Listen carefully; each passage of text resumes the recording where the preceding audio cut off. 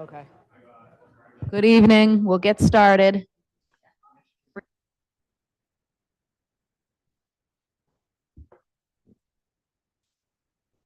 The 19th regular meeting of the Medford School Committee will come to order. Tonight is December 2nd, 2024. Executive session will be at 5:15.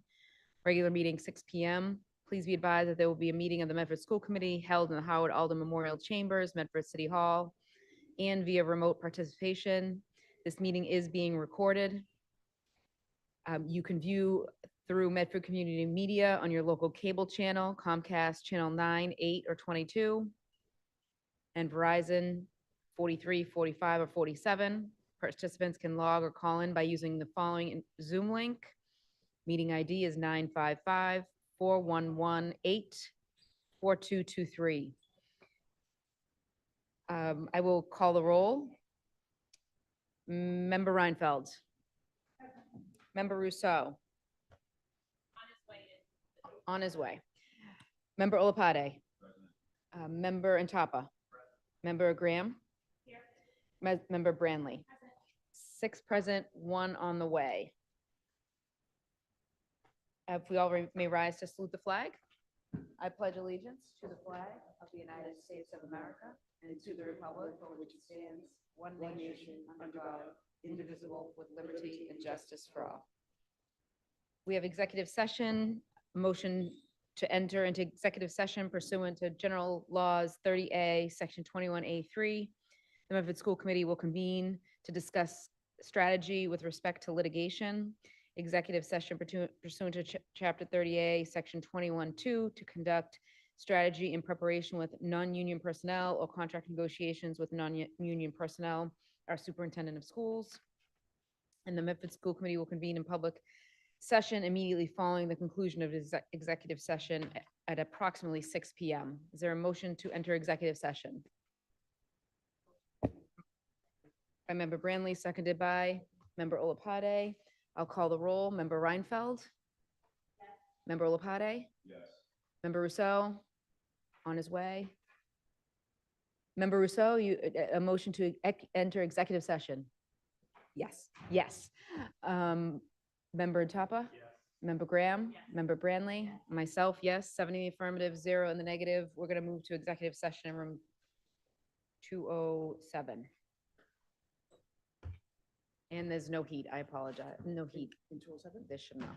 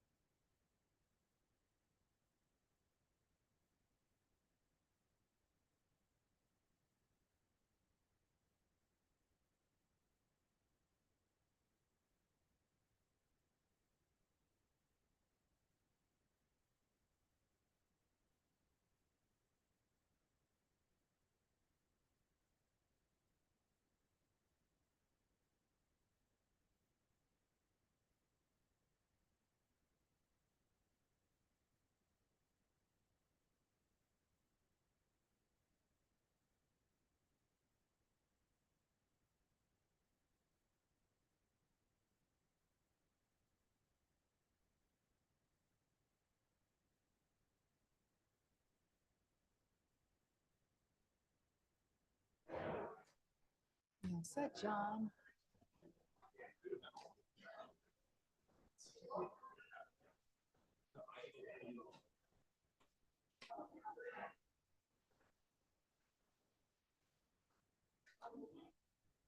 Is there a motion to suspend the rules? Motion to suspend the rules to take our rowing team? Motion by member Reinfeld to suspend the rules. I'll second. And seconded by member Branley to take paper 6-2 out of order. All those in favor? All those opposed, motion passes. Good evening and thanks for everybody's patience. Sorry we're a bit late. Number 2 is recognition of the Medford High School varsity rowing team.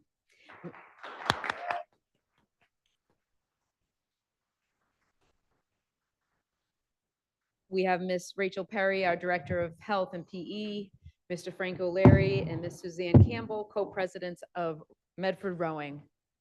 And the students, thank you. Ms. Perry. Concur. Oh, there, I'm on. Good evening, Superintendent Edward Vincent and members of the school committee. I am honored to recognize one of the hardest working teams in our athletic department. Our crew athletes work tirelessly on and off the water in and day out for 2 seasons each year, working together to improve as a team and to reach their goals. On regatta days, they're often boarding buses at 5 a.m. to hit the road and returning late afternoon into early evening. The commitment and dedication made by each of these athletes is truly remarkable. I'm going to ask Coach Stavros to come up and to give you some more information about the highlights of their season.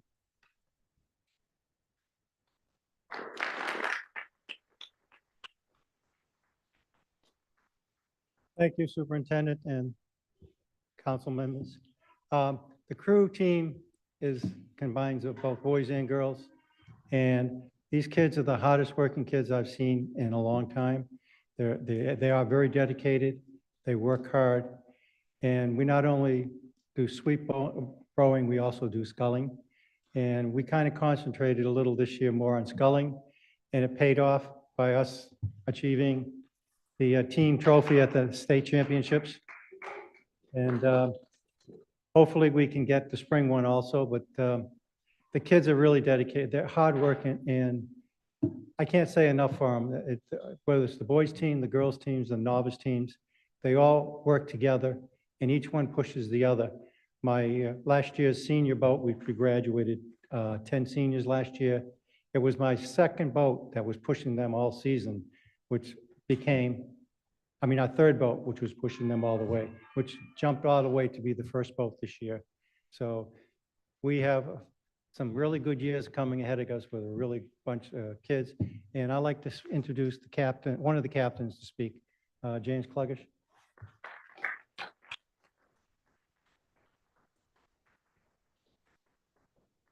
Good evening. I'm James Kluggish. I'm a junior at Medford High, and I'm a captain of the Medford rowing team.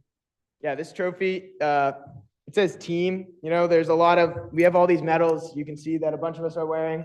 Those are for your boat, but this is about the team. And this team is how we got this trophy. I mean, every single person here really worked for it the entire season. Again, we pushed ourselves, just to make it happen. And this is the first time we won it in team history.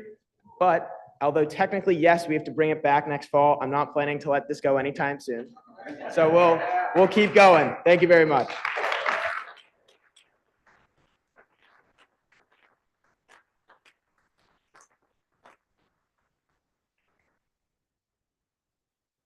Thank you. I'll turn it over to Dr. Edward Vincent to give you citations. Congratulations again. Yes, congratulations on a job well done. I'm very proud of you. That trophy is quite heavy. So I am going to start with the girls' team recognition, and if the person isn't here, we will just set them aside. So I have Lila Alberto.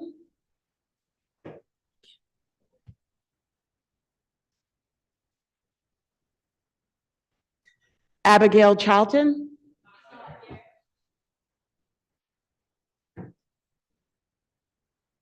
Sabina Lee.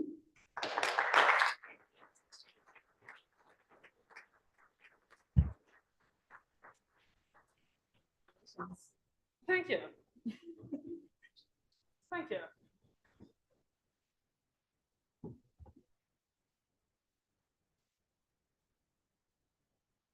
Megan Matarisi.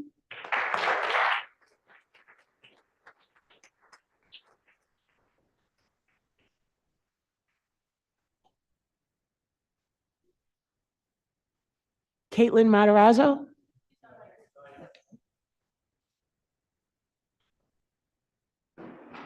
Gianna Purifori.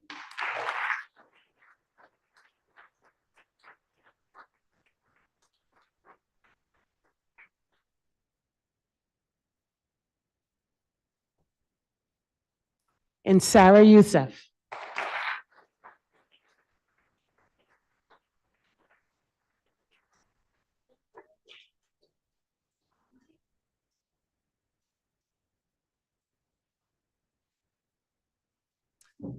Congratulations to the girls, and now I'm going to start with our boys team. Daniel Alberti DeAndre. Not here, okay.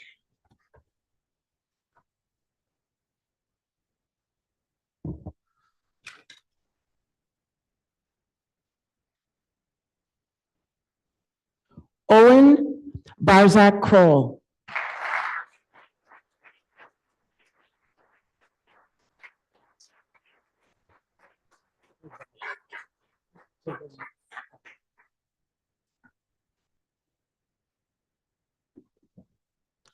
Omnia Benalia.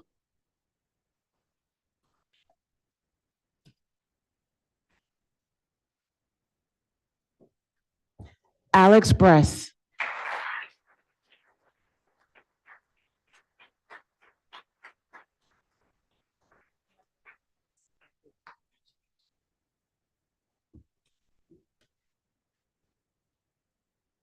Robert Kearns.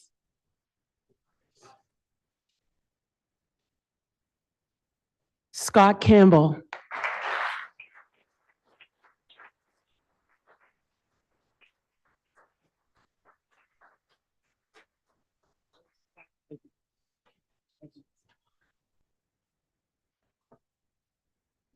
Mason Charon.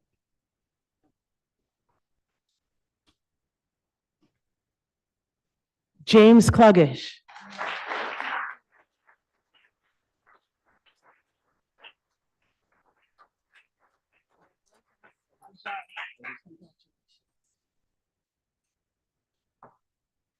Addie Cruz.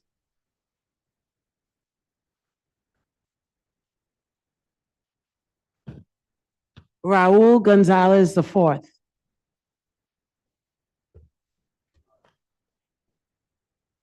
Henry Gregor.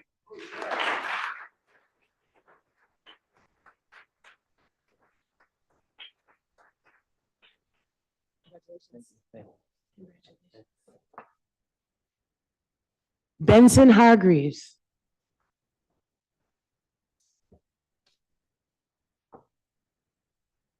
Carlos Laredo.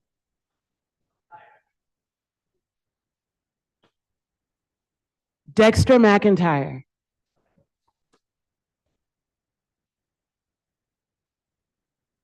Nicholas Matai.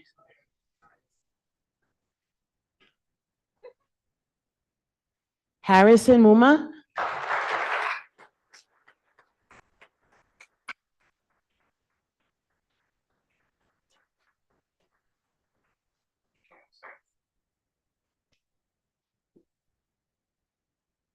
Peter Padalano.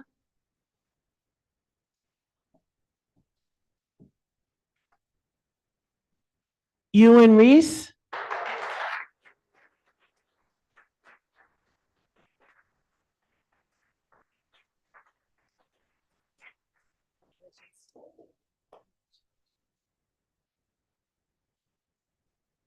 Santana Rose Russell.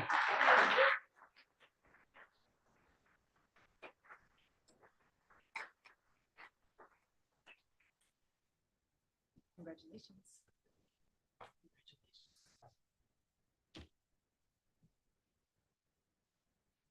Adam Sayers.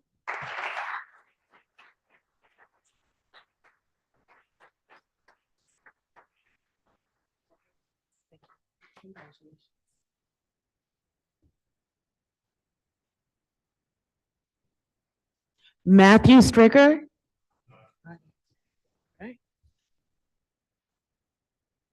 Patrick Walden.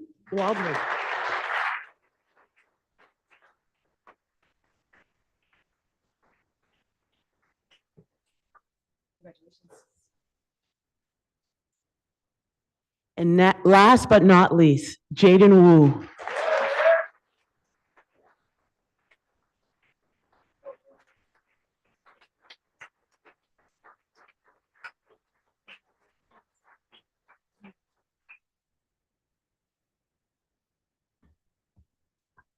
Can we give another round of applause for our wonderful athletes?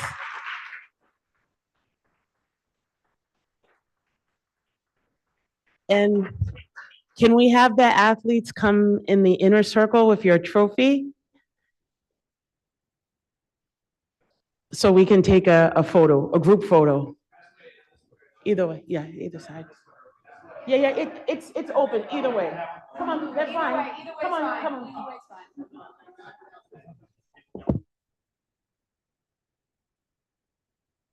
Yes. Coaches, come as well, please.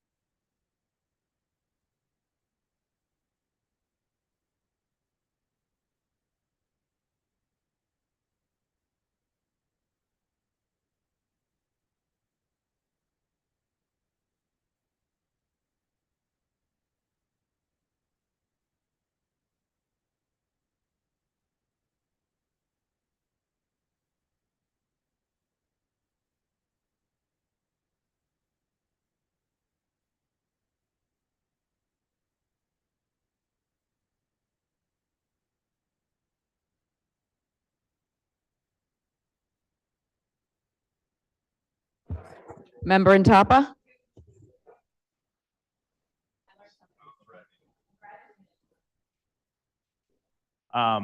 If I could just say really quick before everyone leaves, I have a long history with Medford rowing. I actually was on one of the inaugural middle school sculling teams, so I actually learned how to scull before sweeping, and went through the team in my seventh grade year and eighth grade year at the Andrews, and then all 4 years of high school. I don't remember a time we medaled this grand. First of all, during the fall season, kudos to you for being able to do that in a fall season, rowing those 3 miles up to the start and then the 3 miles all the way back and still being able to pull ahead. That's absolutely insane. But I was super proud and super impressed just to see this from my time as a rower, my time as a coxswain at this height, which was crazy. But then also my time as a coach during the pandemic, and then now like my favorite time of the year is getting to come and dock marshal the Mayor's Cup. And I just absolutely so proud of you all. Just keep doing what you're doing and just see this. I didn't even think about it till I was sitting here. This grand of an achievement in the fall season. Just keep doing what you're doing. I'm so happy to see the team still going strong, even through the pandemic, now that we're, where we are now. So just congratulations and keep doing what you're doing. Thank you.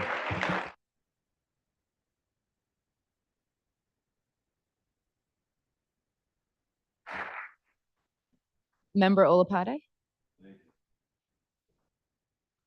All right, here we go. So thank you so much. I also want to say, as a former member of the Medford rowing team, I also was a middle school rower when I learned, and I went through the high school. I was elected captain my senior year, and for me, it was not only a piece of experience of leadership, but also to be a testament to what this team does and the impact of a true team effort. I was able to continue on in college, and even now I still row now for a boat club here in Boston. And I'm here to tell you that this type of program, not only as a team, but as individuals, you learn so much. I'm so proud of all of you to be able to do this work and to continue on. I think the dream of what it means to be a rower. So congratulations to all of you.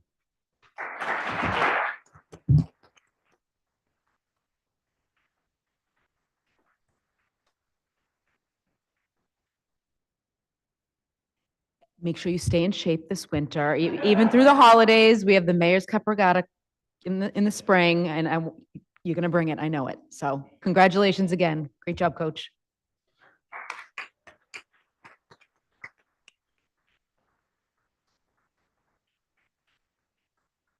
Is there a motion to revert back to the regular order? By Member Reinfeld, seconded by Member Graham. All those in favor? All those opposed? We have number 4, consent agenda, approval of bills and payrolls, approval of capital purchases, approval of grants, approval of field trips, and approval of regular meeting minutes from November 18th, 2024. By Member Reinfeld, seconded by Member Olopade. All those in favor? All those opposed? Consent agenda is approved. Report of subcommittees, we have approval of the Diversity, Equity, and Inclusion DEI Subcommittee meeting minutes from November 19th, 2024. Member Olopade. Thank you. So as the chair of the DEI subcommittee, I'd just like to briefly discuss what we talked about in our meeting before we approve the minutes. It was a very productive meeting. We were able to have our DEI director, Frances Nuaje, come in and work with us and explain to us what she's been doing to support the school district. We were able to ask some questions of her and her experience and understanding about what that looks like day to day. We had a couple insightful pieces that it's a little difficult as the director to determine how often she's being asked to support the school district. It's case by case, it's situational. She did explain to us and declare that she is not being given any sensitive information about any one student. She does not have the legal capacity to do that. But in most cases, when she is consulted with, she's given basic information to be able to give her recommendations or suggestions, which we appreciated.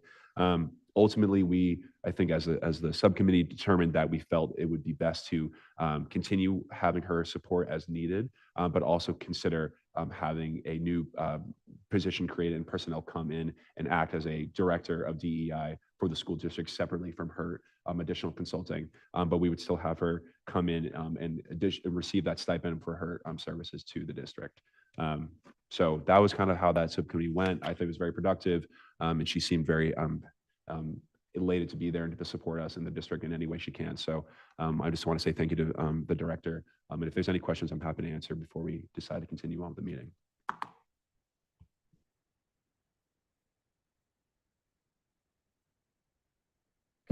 Strategic and Capital Planning Subcommittee meeting 11/26/2024 update. Approve the minutes first. Motion for approval of the minutes.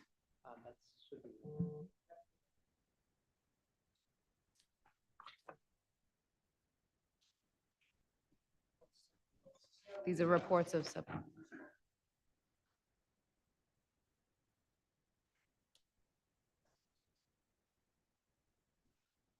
Through the chair, one at a time. What do we got?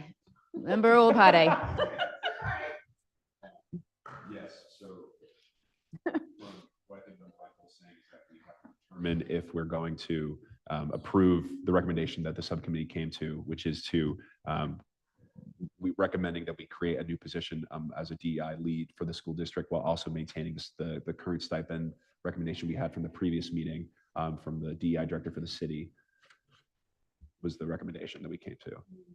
May I, through the chair, ask a question on that? Is that something that we can approve as part of the meeting minutes, but talk further on during budget talks or supplemental budget talks? Because I know there's going to be a lot of competing interests. And Member Rousseau?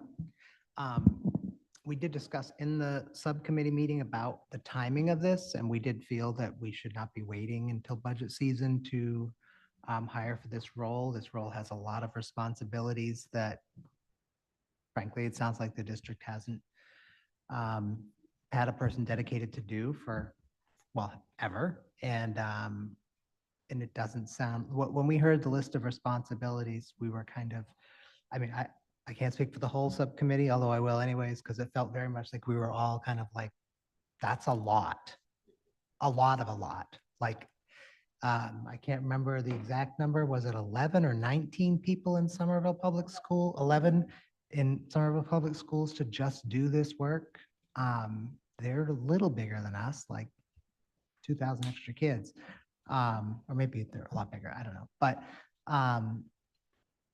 so having nobody seemed untenable. So that was why the committee recommended we get this position, get an actual job description drafted and posted after we've reviewed and approved it as soon as possible.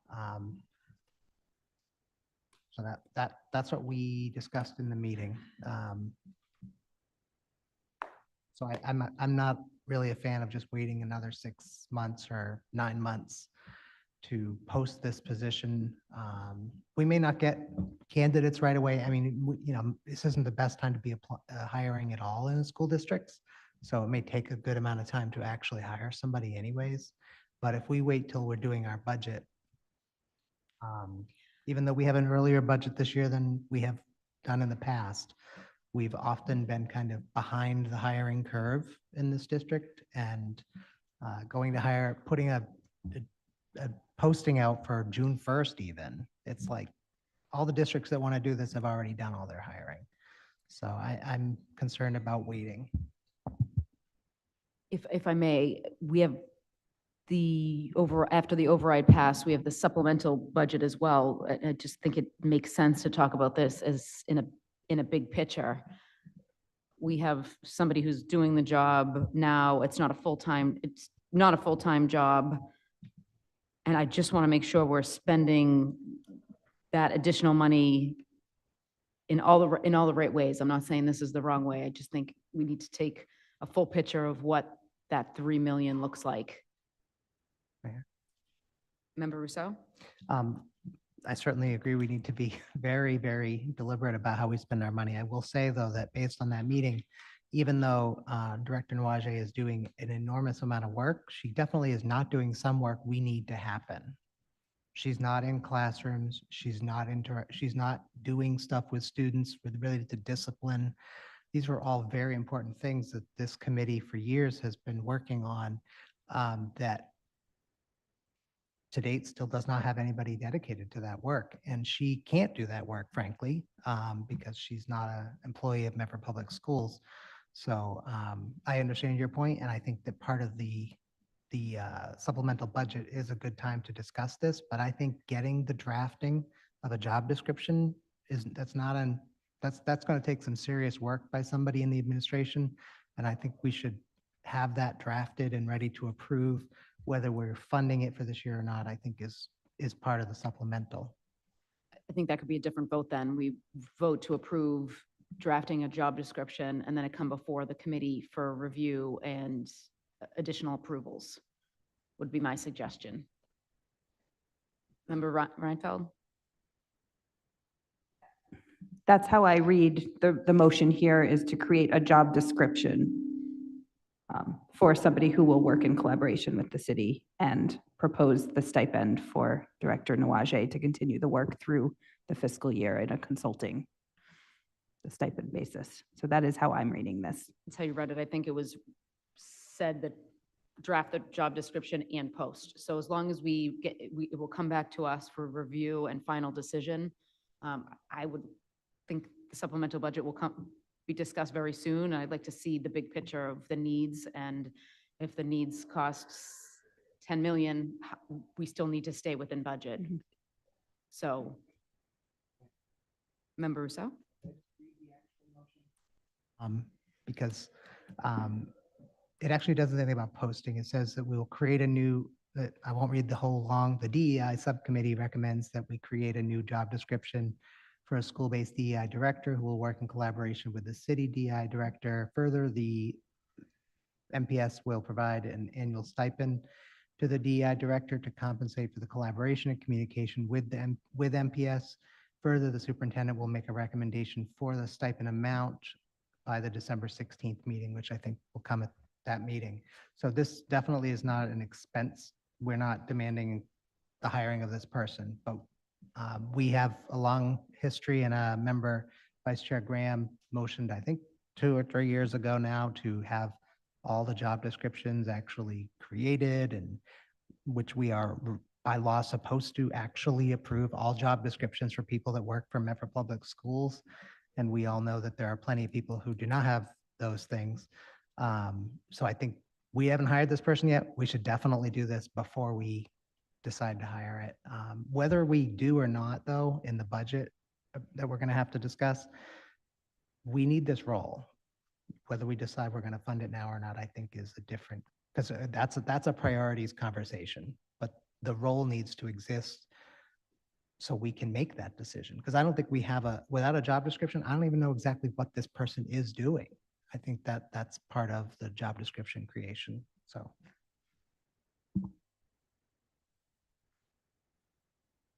Member Graham? Two things. One is, I just want to point out that the only thing that's posted on the agenda is the approval of the minutes. So I think we could approve the minutes and put that resolution on for discussion next week, which I think would be fine. And maybe the dates would need to be adjusted on the floor, but I think we could totally do that. The second is, I haven't had a chance to watch the subcommittee meeting, but I would like to, because when I looked at that initial list of things, my immediate reaction was that it was not appropriate for the district to be turfing some of those things to the director at the city, that those are capacities we should have as a district in our current central administration. And then there's like this other part of what it takes to do this work with like integrity and fidelity that does require dedicated people. So I would be really interested to see that job description, but I would be fine if we just sort of pushed all of that discussion to next week so that it can be properly posted in case anybody does want to come and talk about it. But I think Director Noaget is great, but I also think like taking a slice of somebody's already full job, like there's hundreds of employees in the city and they probably could all benefit from the work she does in a dedicated fashion without having to be sort of side supporting us. And I would like for us to have that conversation, because I think there's all kinds of things that we should be doing and we aren't. And it's not about like, you know, a non-interest in collaboration, because I think the only way this works is if you put somebody in the role in a dedicated fashion inside of the organization, and then they work with the director at the city, because cross collaboration in this space, everything's always changing. It's really important. But how it gets like actually implemented and executed can be quite different. So I'm totally on board with having that discussion at some point in time. And I think we could have that discussion in part next week or in 2 weeks, and then we can have it again from a funding perspective in January. And I think for me, that's a fine timeline, and it reflects sort of the urgency. But I don't think we have to necessarily decide that tonight. We could just approve the minutes and put that on for next week for like a fuller discussion.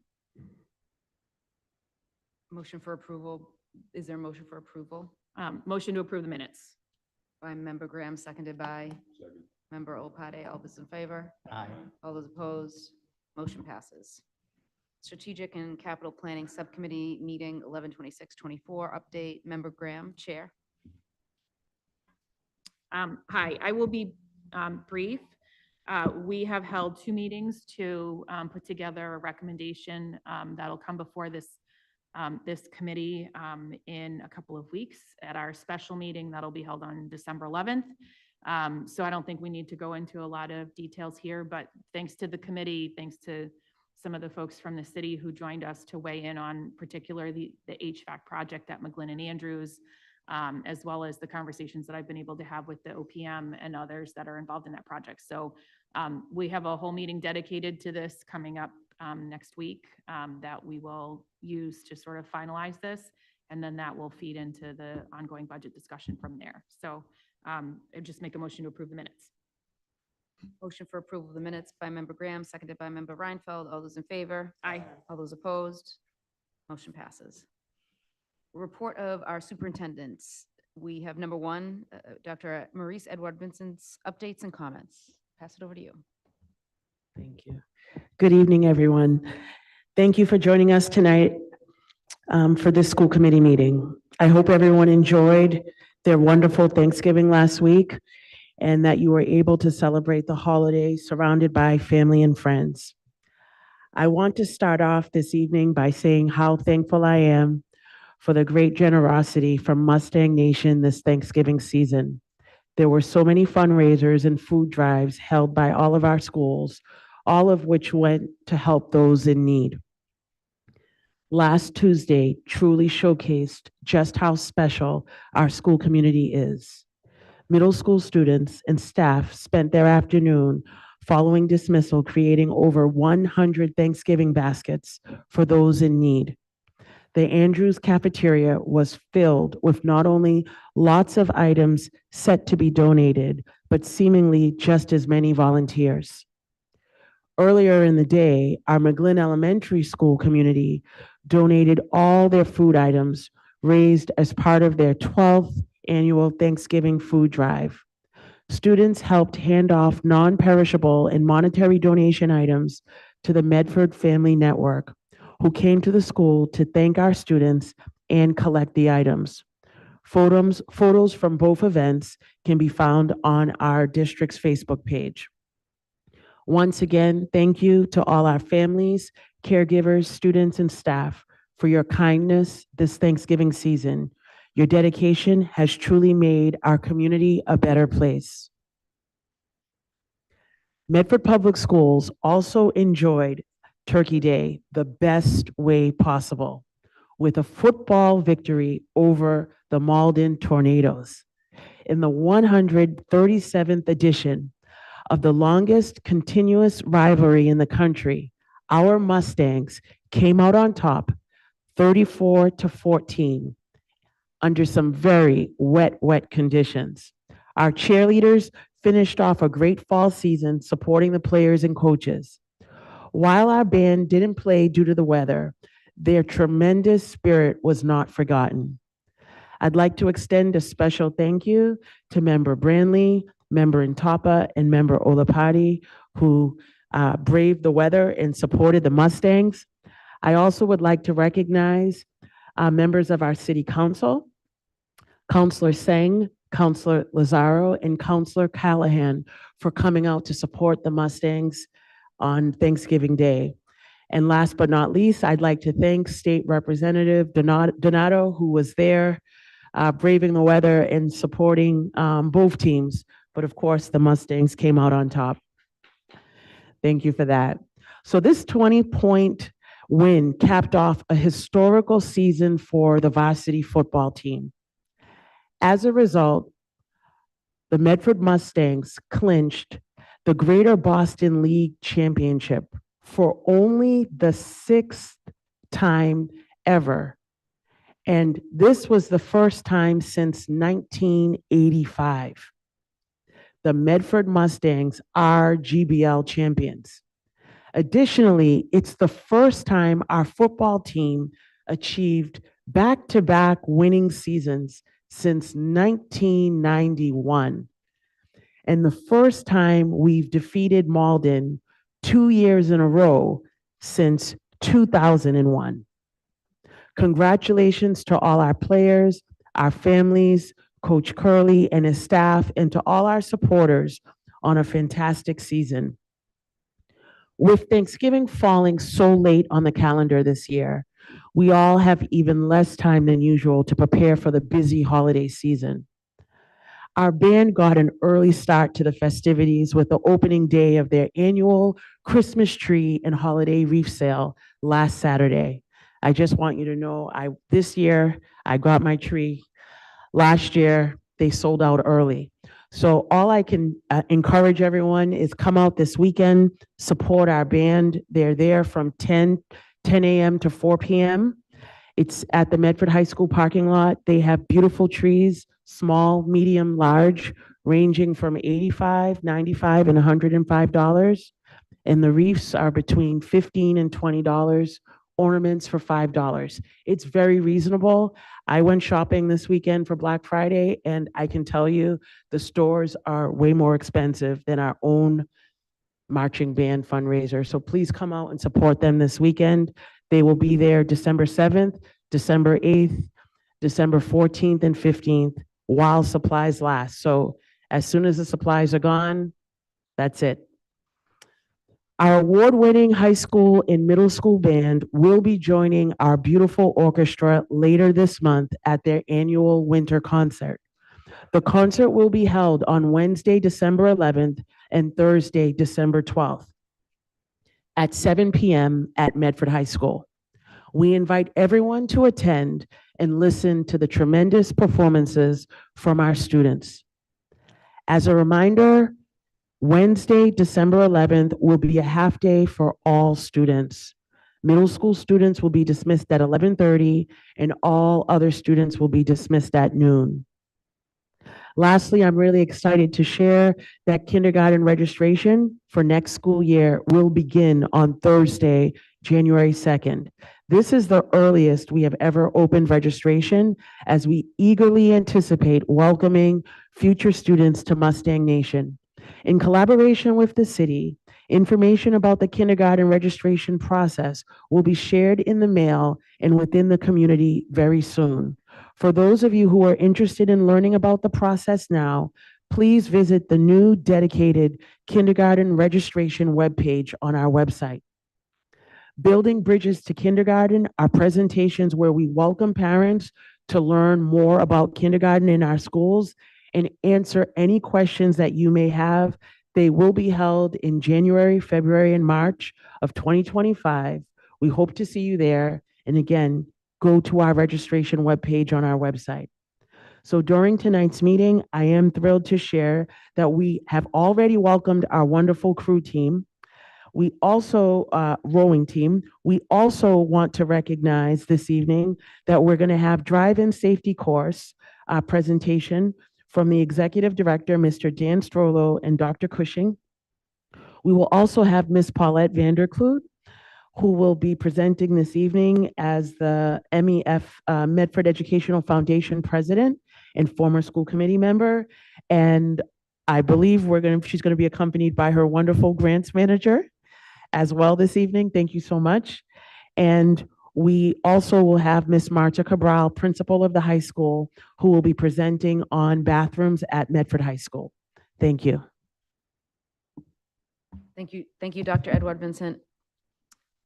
Next, we have number 3, drive-in control safety course, Dr. Peter Cushing, Assistant Superintendent, and Mr. Dan Strollo, Executive Director. And I also believe we have our student rep on the call via Zoom. So thank you for joining us, Sierra. We appreciate having you here. Dr. Cushing. Hello. Sorry.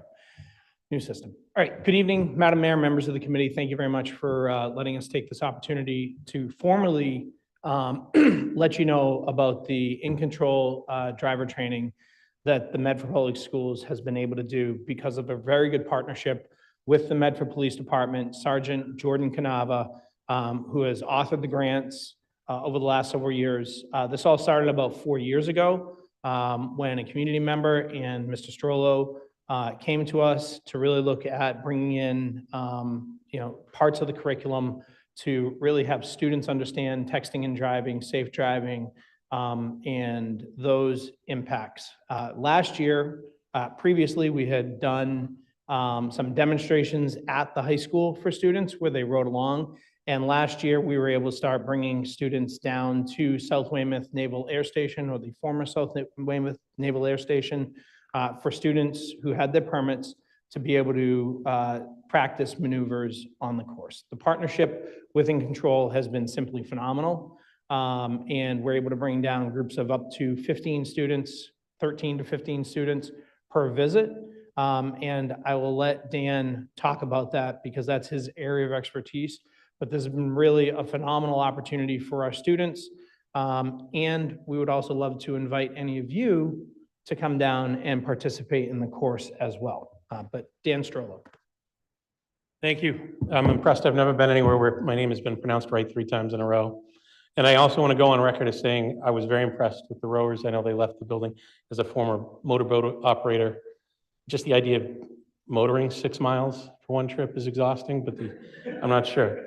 I'm the executive director of a nonprofit called the In Control Family Foundation. We've been working in Medford in partnership with Safe Roads Alliance. They're doing the Kids Speaking Up for Road Safety program in the elementary schools.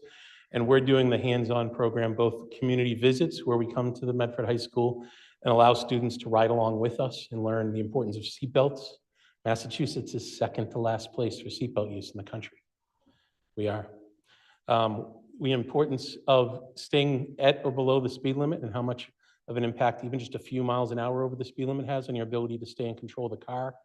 And then discouraging impairments, drinking, drugs, drowsiness, and distractions, all big problems more recently. If you haven't been paying attention, we are losing a lot more people on our roadways today than we were just 5 or 6 years ago. The peak everybody hoped was during the pandemic, and then it's continued to get worse every year since.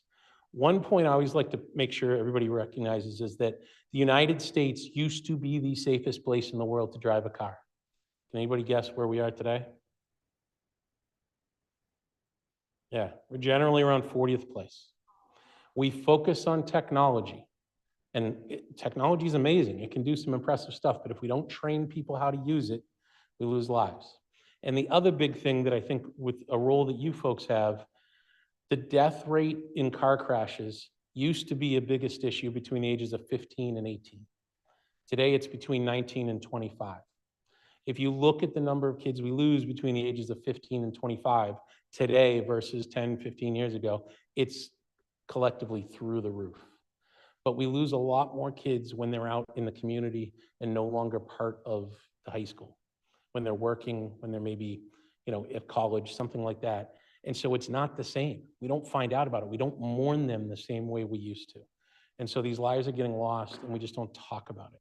So part of what we appreciate being continuously invited back to Medford is you folks are talking about safe driving. And we think that's a really important thing. When we get an opportunity to run, we were there last Tuesday and we had over 250 some odd students sit in a vehicle with us and go through some demonstrations. And we talked about, do you wear your seatbelt? And I can tell you a lot of them didn't. They told us they didn't, and they didn't want to when we put them in the car. Now, when we slam on the brakes at 20 miles an hour, 25 miles an hour, they tended to buckle up pretty quick after that. But it's an opportunity to show them that we're not going very fast. In an emergency, this can get out of control real quickly. What we do down in Weymouth is a series of drills. And again, we didn't invent this. We stole it from the Europeans who crash at far lower rates than we do. Right? If you look at the kids in the first 2 years after they get their license here in Massachusetts, we're looking at north of 60% of them are crashing in the first 2 years. That's why it's so expensive to insure them. All right? We put them through a series of different drills. The very first thing we do, and I should take a moment and say we use our cars. We go through tires every 7 days, so you don't want to do this to your own car.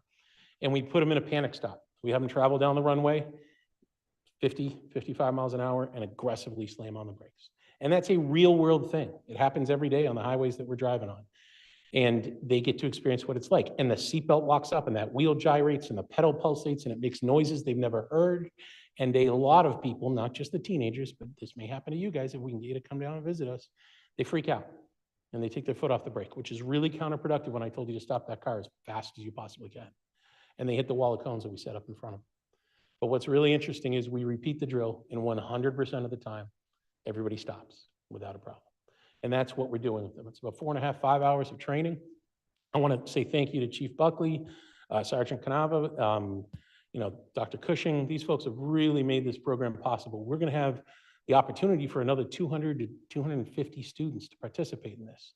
So we could use your help. We could use the community's help with getting the word out about the program.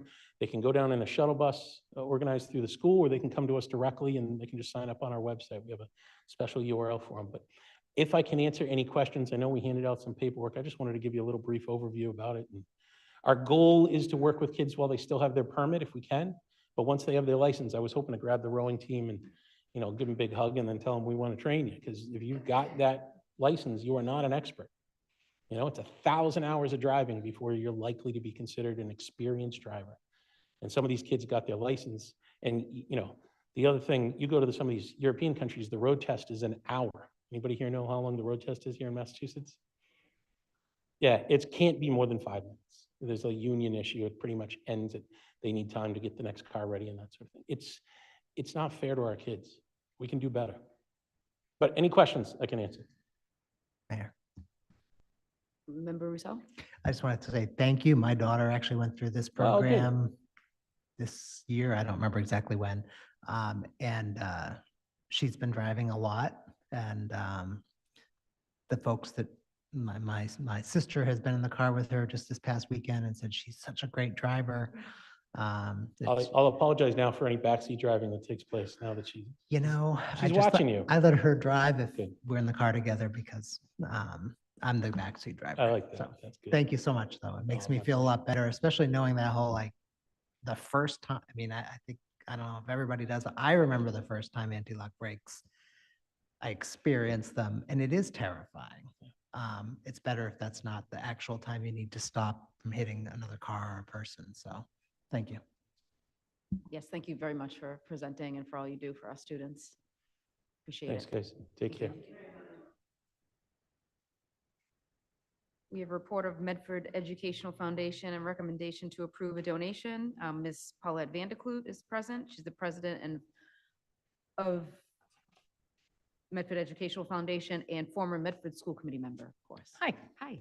it's great to see Welcome. everybody. Nice to see you too. Yeah, I have to look around. I'm here today representing the Medford Educational Foundation. I'm the president, and this is David Sayers, my grants manager who manages all the grants that come in and organizes them for us. We're also joined, I'm just going to by our treasurer and wasn't able to be here, but Steve Hayes, Gail Arslanian, member, Krista Vita, also Diane Caldwell, a name you'll all know, is part of our merry little group. And I think I got them all. Did I get them all? I got them all.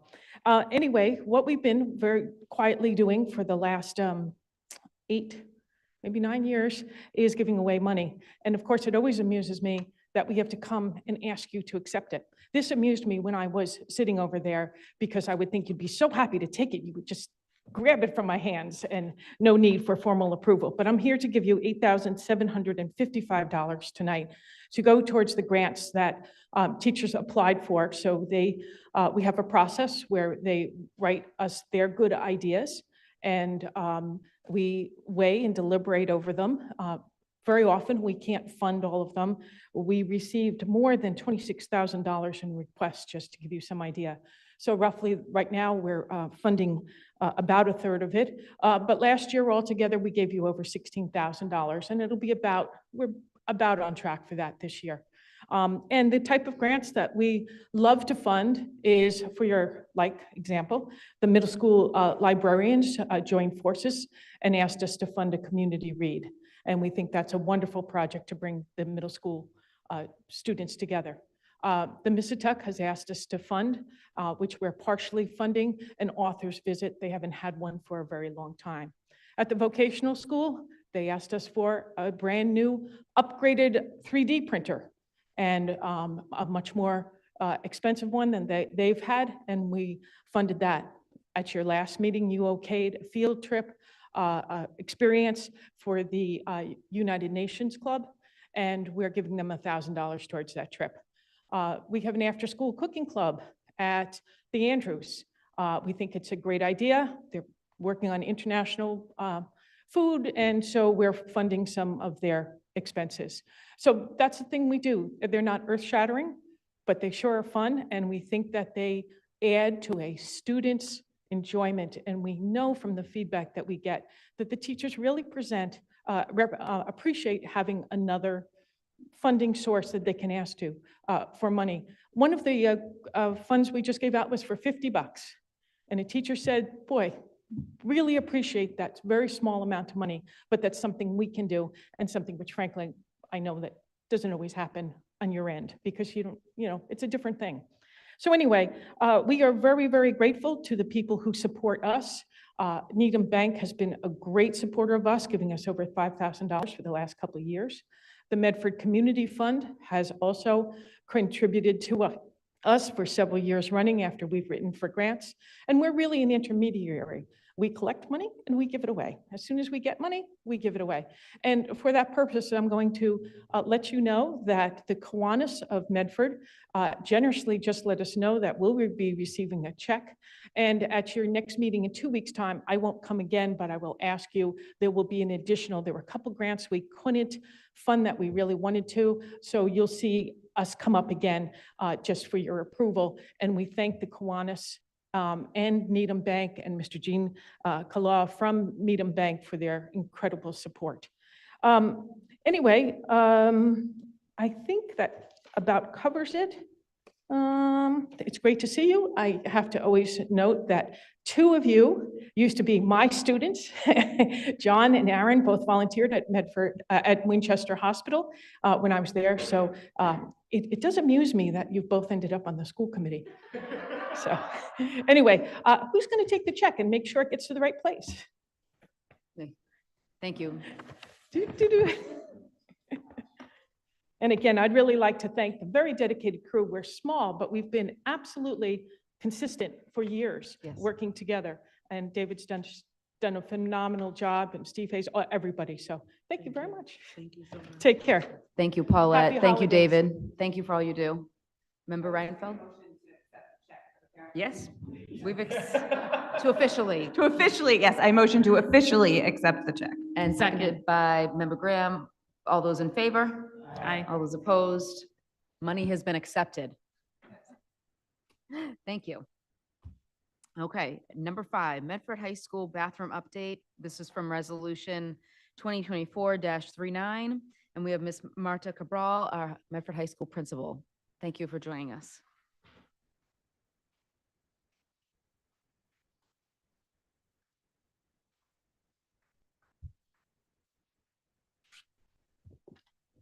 Good evening, Madam Mayor and members of the school committee. I'll be joining Principal Cabral this evening in presenting.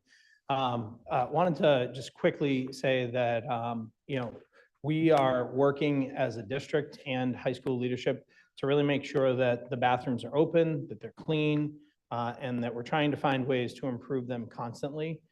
We recognize that all students and community members would more than likely want more done, but there are challenges being faced across the nation in high schools and in schools that Principal Cabral will be able to talk about briefly, but we wanted to make sure that we gave you a comprehensive look as to what's been done in the last few months and work going back several years. So I'll turn it over to Principal Cabral. Hi, good evening, everyone. So I am here to share about the current schedule and planned openings of bathrooms, bathroom improvements, and the current cleaning schedule that we have at Medford High School. I do want to piggyback off of Dr. Cushing and say I'm part of several cohorts of principals and administrators in Massachusetts and surrounding states. And it is a topic of conversation at every single one of our roundtables that we have. We have many agenda items, and I would say the bathrooms are always number 1 on the priority list of how to make them better and more inclusive for our students. That being said, we're making great strides at Medford High School, and we are continuously working to improve and are always open to suggestions or any feedback that you have in order to make our bathrooms the best place for our students to be able to use comfortably. So that being said, the few slides that I put together is the current schedule and planned openings for bathrooms. Currently, we have signs on all of our bathroom doors that include the schedule, periods 1 through 3 and periods 5 through 6, the house offices. So in the C building, all of the house office bathrooms are open. During period 4, it's lunch block, which poses a little bit more of a challenge for staffing, and we have the cafeteria bathrooms open. I would say that all students are aware of which bathrooms are open at which times. We do have announcements in the morning where we do periodically put them in. I would say the first 4 weeks of school, we always have announcements of the bathrooms that are currently open, as we do have freshmen that are not accustomed to having a bathroom schedule. The gender neutral bathrooms that we have, currently we have one in the main office that is at use. There's no questions asked. A student knows that they can go in. It's a single stall bathroom. We have one in the S House office as well, same process. We have one now in the CTE office that we have opened, and we also have one in the main foyer area. That they do need to ask for a key just because it's a little bit hidden, but they ask that from the security monitor there, and they're able to use it with no questions asked. So we have a total of 4 gender neutral bathrooms, 1 per floor, dedicated for our students to use. We have been having a lot of discussion about opening the CTE bathrooms. We have heard from CTE students that it is becoming a challenge to have to cross over to the comprehensive side, to the C building.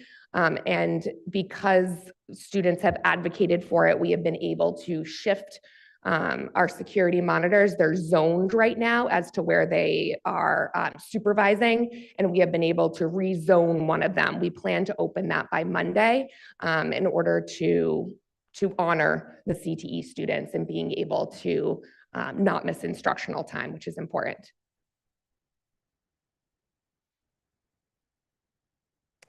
We have done several bathroom improvements.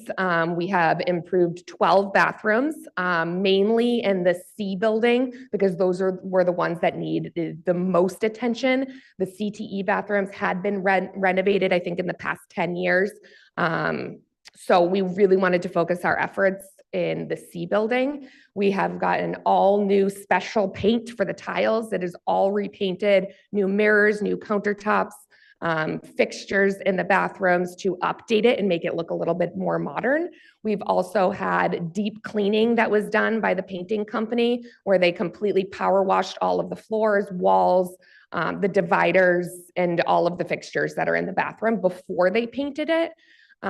So we feel like, is there more that we can do? Sure, but we are in an aging building. We call it a little bit of an antique building, where we have to do with what we have, but we can ensure that they're cleaned. And that's what's important to us.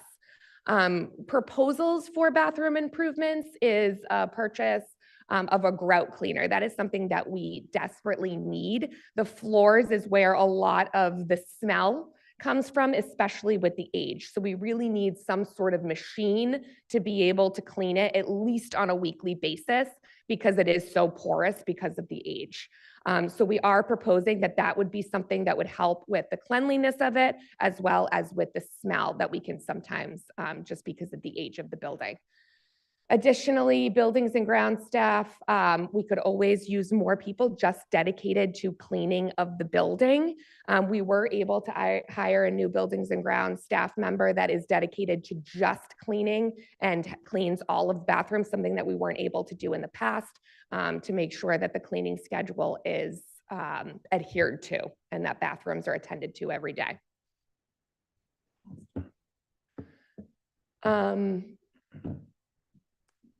Also, additionally, we have a camera. Oh, do you want to go ahead? Member Rousseau, sorry. Saying that these bathrooms are cleaned essentially twice a day with this many people, teenagers in particular, and that's it? So the deep cleaning happens for the seaside building of the house office. When we close them, we do the deep cleaning. So that includes, and I think I might have put a slide, oh, it's actually on the next slide, is everything is deep cleaned with solution. The floors are mopped, they're swept and mopped, and everything is replenished. We do have the person coming in regularly once per hour to make sure that they're like sweeping up the floor. I don't really call that a deep cleaning. I call that like a tidying, but to make sure that if there's anything that needs attention, that we are doing it. But when the bathrooms are closed is when she is going in to be able to do the deep scrub. Thank you. I just can't see off of that. Let me see. Oh, thank you. The installation of additional cameras to cover all bathroom entrances. All of our cameras in the hallways and the C building do not necessarily point in the directions that we need to point them at, and that we need to see and be able to look at surveillance for who is entering and exiting the bathroom. Some do, Some just need to be more updated, so we have more of like a 180, 360 view of the hallways, and that is something that we are proposing. And then lastly, through the mayor, and actually I do want to acknowledge our students reached out to the mayor for some halo detectors, which detect vape smoke, smoke in general, and also are noise detectors. So if it's over a certain decibel, it actually alerts us, and that would mean that there's probably more than 3 people in the bathroom. That's really the decibel level that we have it. So we're able to go to the bathroom to attend to the student or to clear out the bathroom. We would like to have additional ones added. Right now we have 4, and we would like to have them in all of the bathrooms. And then lastly, I did mention this, the bathrooms are cleaned, deep cleaned when the bathrooms are closed, and then the evening crew also does a deep clean for the morning shift as well. So some of our current challenges that Principal Corral already mentioned are some hallways lack cameras. Just how the security system was deployed, there are some hallways that lack cameras, especially on bathrooms. So knowing who goes in, who comes out. There are certain plumbing concerns with the disposal of items down toilets that is causing us some significant challenges in the aging facility and aging pipes.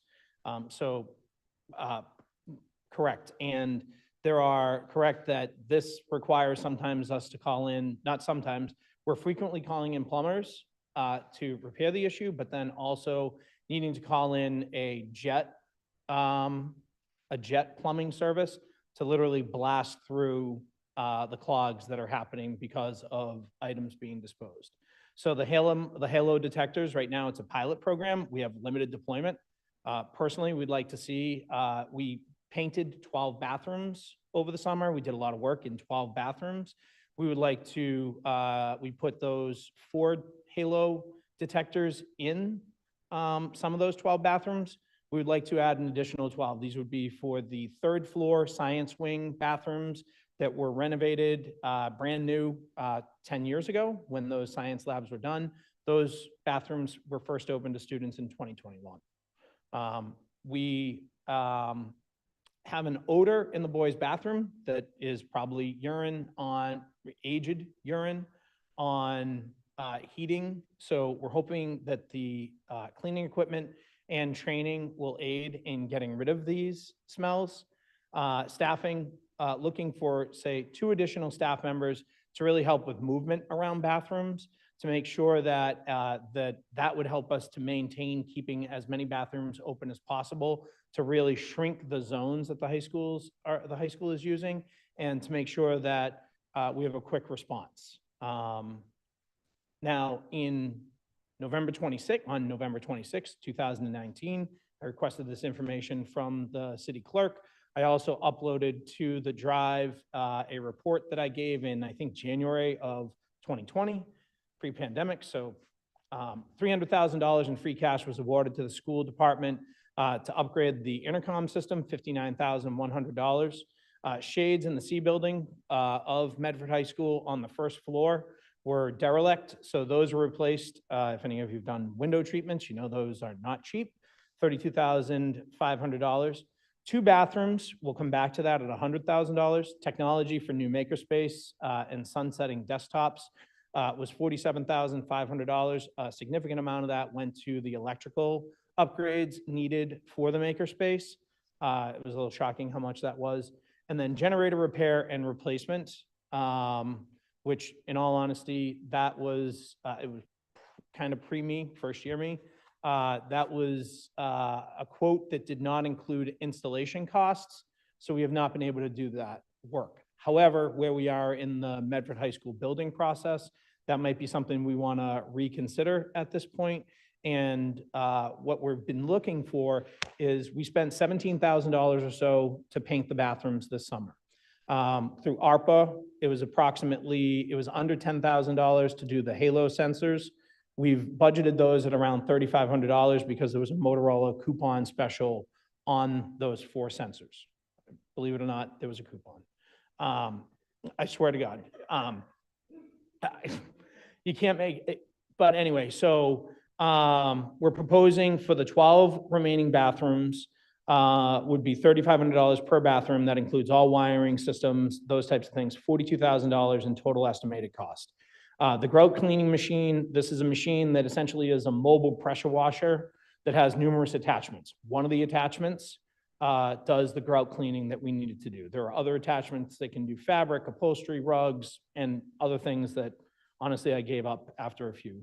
So that grout cleaning machine, cameras, 10 additional cameras to cover additional areas, to cover additional bathrooms and other areas of the school, $4,000 per camera, $40,000 total cost. Total proposed facility cost is $94,000. We have spent right around the $200,000 of the free cash. So we have funds available to us out of the free cash to continue investing in the Medford High School bathrooms in these areas, which is not exorbitant, I guess. The last thing I will say is the initial idea of 2 bathrooms was to do a full renovation.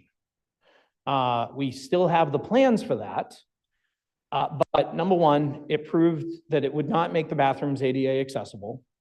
And $100,000 to do 2 bathrooms, even in pre-pandemic pricing, was woefully underfunded. To really renovate these bathrooms would require substantial infrastructure changes to the plumbing, taking down walls. There's a custodial closet that's a part of these, like call it a cluster, girls' room, boys' room, custodial closet. One of the thoughts was to take everything out and do a boys' room, a girls' room, a boys' room on each side alternating. So you essentially go from having 6 and 6 to having 3 and 3, but bigger, trying to do ADA. That proved not to be the case. Even if we wanted to gut these bathrooms as they are, take them down to the studs and rebuild them back out. I forget specifically because it is 5 years ago and we couldn't find the quote.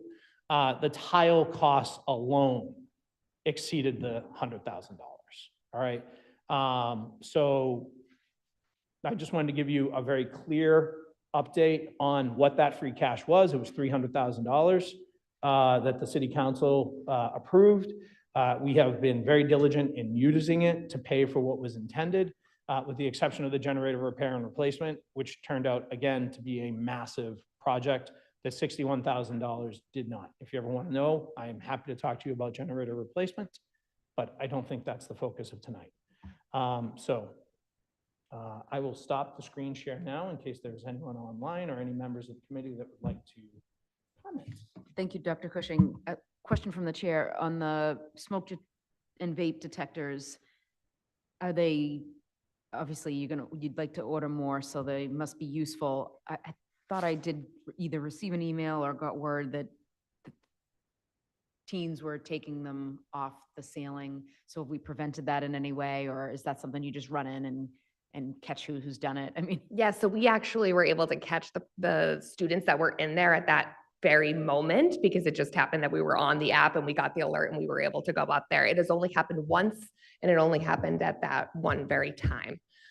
So we were going to get cages. I guess there's cages that you can put around them. We haven't needed to do that because it was one isolated incident that happened. The other thing that we've been working on is, taking care of our space in our community at Medford High School. And we are making great gains in that, both in the bathroom. So I think like this incident was a perfect example of us being able to then, over announcements and at our community events, talk about the importance of taking care of our community and our building. With the vape detectors that we have, we're able to collect the data and look at the data. We have had a significant decrease in the amount of vaping. What are they called? I don't even, alerts, because it can be noise level as well as to when it first started to now. Is there improvement that we can do? 100%. We can always improve.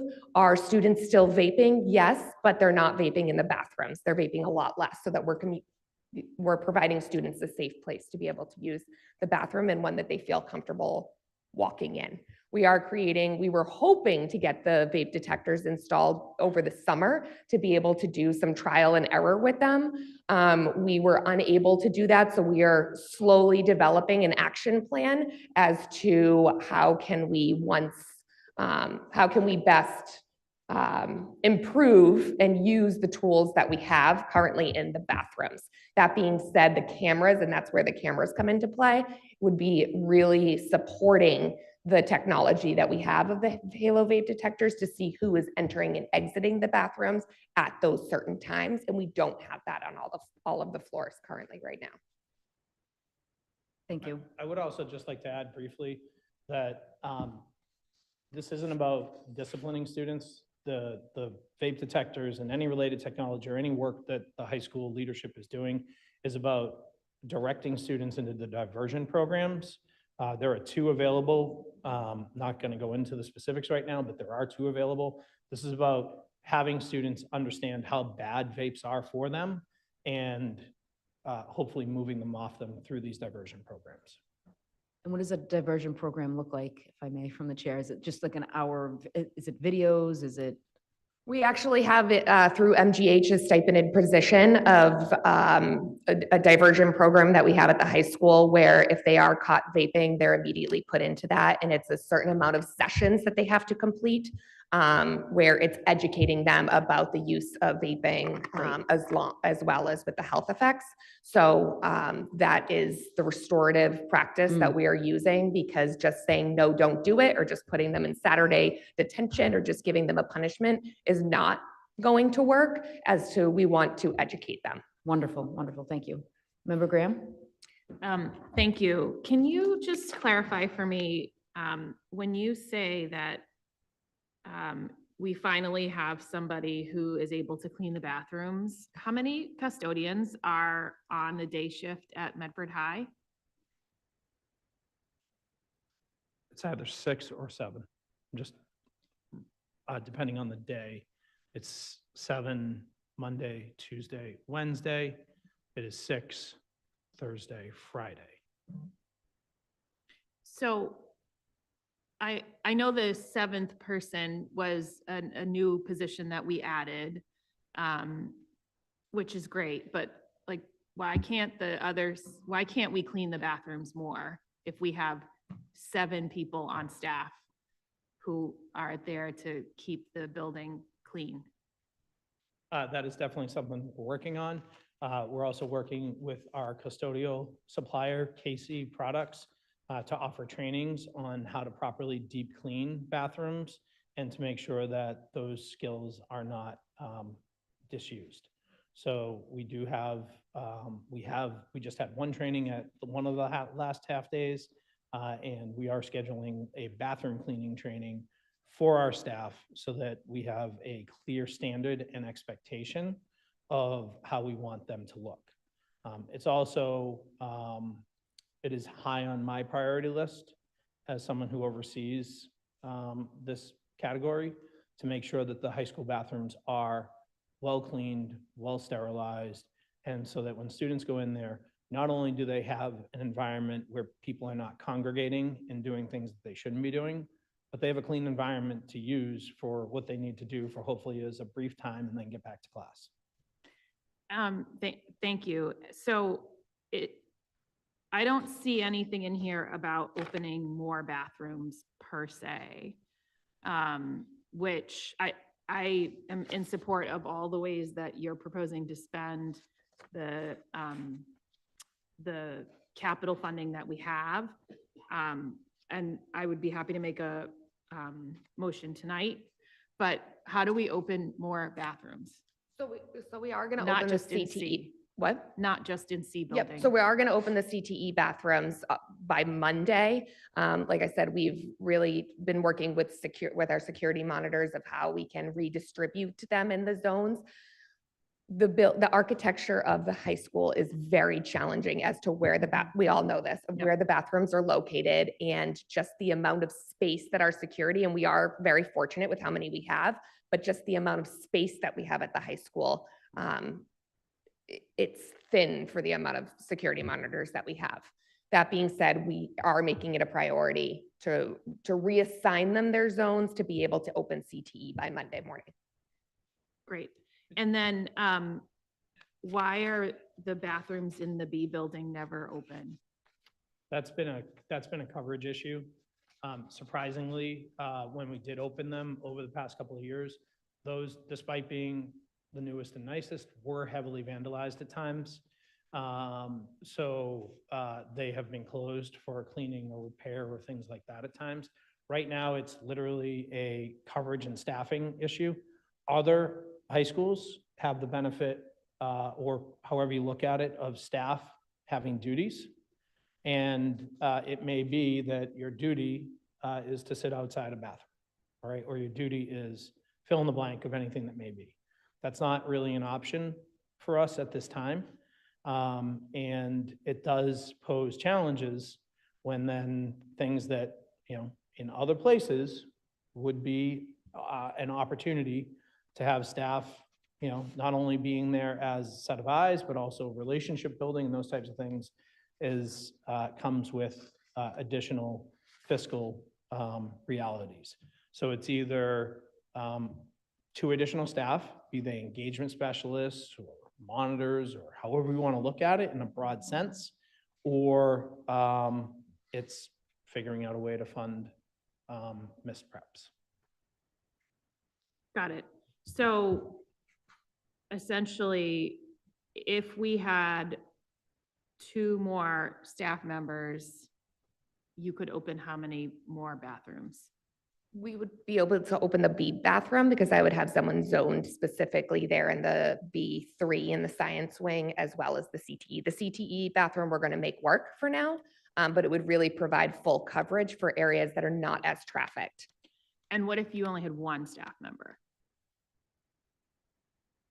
Then I would be able to open the B3 bathroom with the plan that we currently have for the CTE bathroom to be opened on Monday. Okay, that's helpful. And then, Dr. Cushing, you said something that I think was polite in terms of what was happening. Students are flushing vapes and causing plumbing damage. Yes. That is very expensive. Is that what you were saying? Yeah, it is. It Okay. is. I don't have those costs in front of me. We haven't been able to pull them yet. Our plumbing costs are through the roof. We've definitely suffered broken pipes as a result of them, and sewage backups. So I understand students' frustrations. I do. And I will say that the situation at Medford High School is vastly better this year than it has been in previous years. The vape problem is it can't go understated. Like what it's doing to our kids, what it's doing to our plumbing. So I guess their plumbing, our plumbing. But All it plumbing. is not, you know, and my last stint as a principal was in Southern Worcester County. And our school had only 4 bathrooms in it, so 8 boys and girls. And we closed 3 of those groupings and had every student in the school go to a single grouping because the vaping was out of control and similar problems in 2018, 2019. And yes, those are draconian measures. We had nowhere near the staffing of Medford High School to cover those bathrooms. And unfortunately, the last thing I ever want to do is make a teacher sit and every student had to sign into the bathroom. Okay. That was 2018, 2019. I only share that to say it is a problem that high school principals and middle school principals, I took the doors off my bathrooms because bad things were happening when kids thought they could be obscured. All right. And we were able to do that. They were set up in a way that was airport style. This is a problem that unfortunately is really perplexing secondary school leaders. I would also propose, not in this money, I would propose vape sensors in every single one of the middle school bathrooms, just FYI. Thank you. And I think one request I have is that if you are talking to parents about their students vaping, that you're making them aware of the real cost. Like every time we spend X dollars on plumbing, it's money that we are not able to spend on students doing something that will help them get an education. And I think we need to quantify that both for students and for parents so that people can start to understand the consequences of the actions and decisions that they're making. To your point, like being willing to take care of your community is important. But there's also a very practical dollars and cents component of all of this, which is we can't just decide not to fix the plumbing. We have to fix the plumbing. So that means we will have to decide not to do something else. And I know a big concern that we've heard is the bathroom closures, and the bathroom closures happen because we have the plumbing issues. So sometimes we're able to just close one stall, sometimes because it's an overflow or whatnot, we have to close the whole bathroom. So that is the reason why there is frustration about bathrooms being closed or being relocated, is it's a plumbing issue at times. And can we just be really clear and transparent about that? This bathroom is closed because That's what we of a started to plumbing do, is issue, place like, it on the wall, on the door. yeah, again, like it's hard to help everybody make good decisions all the time, but when you can see in real like consequence, like what's happening to your classmates, hopefully that will deter some folks as well. So what you are asking for in this proposal is essentially approval to proceed with the vape sensors, the grout cleaning machine, and the cameras out of the capital funds that have been allocated for bathrooms, and then 2 additional staff members. Is that correct? I think, well, I mean, the 2 additional staff members, I think we need a longer conversation of where in the budget that would come Sure, from. yeah. But I just want to make sure I'm understanding, like, what are you asking us to think about spending, but not necessarily tonight, but Yeah. what is I the mean, big thinking about picture? spending the 94, which is already allocated. There's also some leftover capital money from the, significant amounts of it have been expended from the science lab renovations. There's still a little bit left available there. So just to make sure that these are estimates, I think they're good estimates based on lived experience over the past several months. But to really make sure that we have what we need moving forward without really tapping into the supplemental and other things. But, want to make sure the committee is aware, we're looking at about $94,000. Want to make sure that these bathrooms are in the best shape that they can be in a 54-year-old structure where there was a lot of deferred maintenance. Ideally, I'd love to be able to replace the heating elements in those bathrooms because I really don't know any way to get the uric acid out of it. So when those heat up is when the smells get bad. So make you aware of those, and then those 2 staff members, and then a consideration of, we'll have to think about like, what's the best assignment. Thank you. I have a couple of motions, but I will let everybody else ask their questions. And I think there's probably some folks online who may want to speak as well. We have somebody online, so we're gonna go to Medford member Rousseau, the member Reinfeld, then we'll take resident online. Oh, member Branley. I was first, right?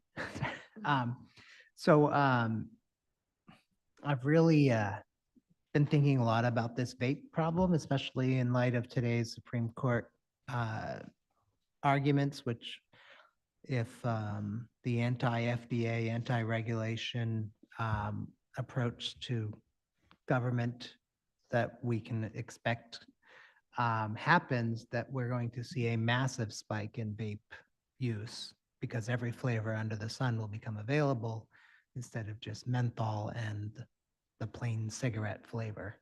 And when that happens, I think we're going to have to really think hard about what our comfort level is about detecting vapes on our students.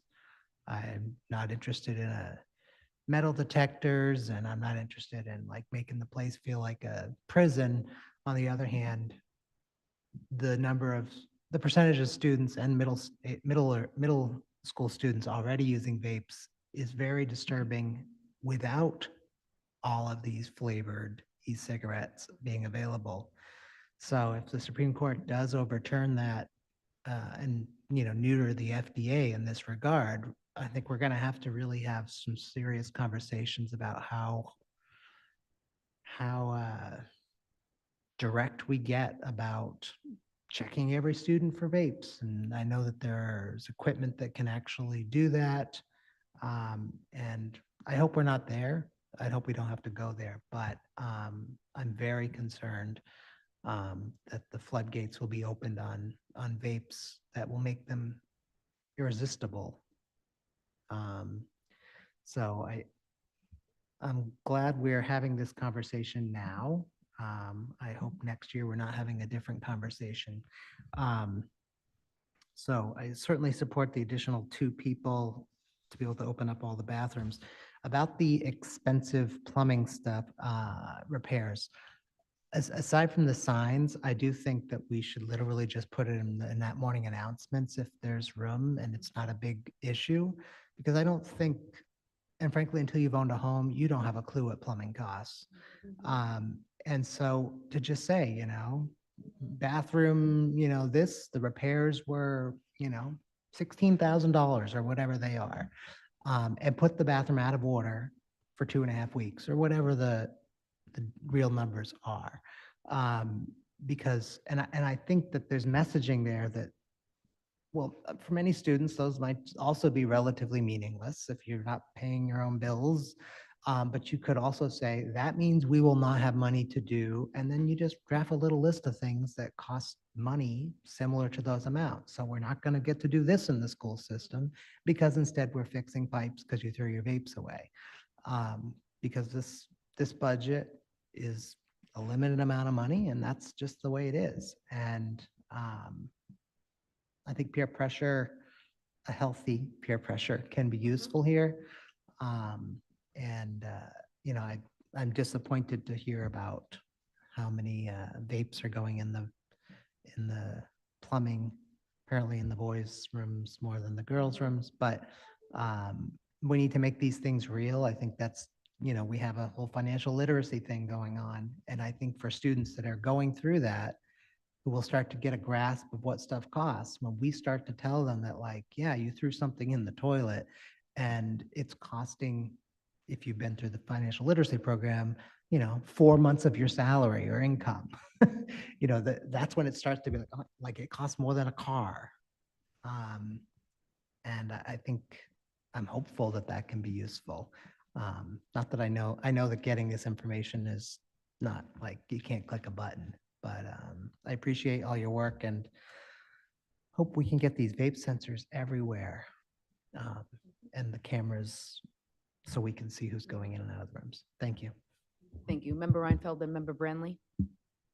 You mentioned renovation couldn't get something up to ADA standards. Can you confirm that we do have ADA accessible bathrooms? Or, We do. okay. It's the science wing. I'm just trying, the one in the main lobby, the main foyer that literally you'll see it was built like it was carved out of the foyer of the lobby. And I'm trying to think of others. Yeah, the bistro does have one. So not necessarily convenient for people who need them, but they are on site. Yeah. Thank you. Member Branley. Okay, well, first I'd like to thank you for all your hard work on this. I appreciate it very much.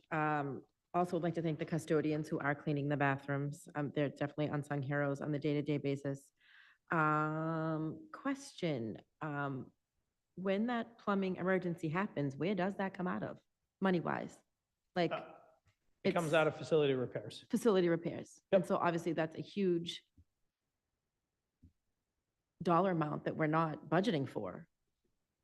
I'm assuming, correct? I mean, I don't, as much as I budget at home, I had a sink that was clogged for like 3 weeks and it was, impossible and it cost a lot of money. So I can only imagine the depth of that. So that is really disappointing to hear. And I'm really curious why boys more than girls? Like, are girls throwing theirs in the trash and boys are just flushing it because it's, I don't know. more fun? Girls Like, are not what- throwing them in the trash from what we know. Okay, yeah, that's very interesting to me. Yeah, I think it's imperative that we have the bathroom staffed so we can open as many safely as possible. So definitely 2 staff members looks like it's, would be helpful. So thank you for this. And, you know, just really a big thank you to everybody who's cleaning the bathrooms. I hate cleaning my own bathroom. So I can imagine a bunch of teenage boys. I have one, that's enough. So thank you. Thank you, Member Brindley. Cheryl, name and address for the record, please.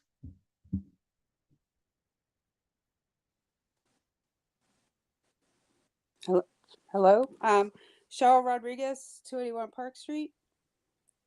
Can you hear me? Yes, we can hear you. Okay. So I noticed that the students really weren't considered in this entire presentation, how this is affecting them. It seemed to be more of a logistic thing, but right now there's no bathrooms open in the B building. And we're talking about hiring a staff member and only being able to open one bathroom.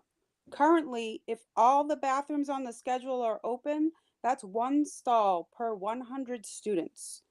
And the students are not all aware of what bathrooms are open because the office staff isn't even aware of all the offices bathrooms open, because I have called multiple times and asked them what bathrooms are open, and they've told me it's at the discretion of the principal. And I noticed that it was said that the main foyer key bathroom was available to be used. And when I was in the school last week, the security monitor told me that that key had been taken away from him. A student had come and asked for the key, and he said he didn't have the key. So currently, without any bathrooms open in the B building, students are looking at a 2 to 3 minute walk from the B building if they have to go to the cafeteria. And if it's lunchtime, they're probably going to be gone for 20 to 30 minutes after they wait in line, because the only bathrooms open at lunch, which is also period 4, are at the cafeteria. And just last week, my student went and tried to use a bathroom, and there were at least 6 students in each stall vaping. And they went into the guidance office and asked for the key and were asked why they couldn't use the regular bathroom. And when they told them that was the first they had heard, that there were at least a dozen students in the girls' bathroom who were vaping because there was no detector going off. So currently what we have is students are struggling to find open bathrooms. When they do find them, they're full of people vaping. And also, the bathrooms are clearly not being monitored now, so I don't know why we would need an entire staff person to watch B3 bathroom when the bathrooms that are open now are clearly not being monitored and the students are not able to use them fully. Using the bathroom is a human right, and we need to consider that these students are people and they should be treated humanely. This bathroom situation is going on for far too long, and I didn't hear any real resolution in that presentation, nor acknowledgement of the difficulties that our students are facing in real time. Thank you.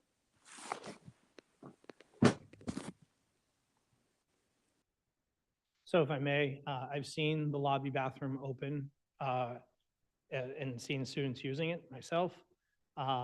As I said at the beginning, we understand that this situation is far from perfect.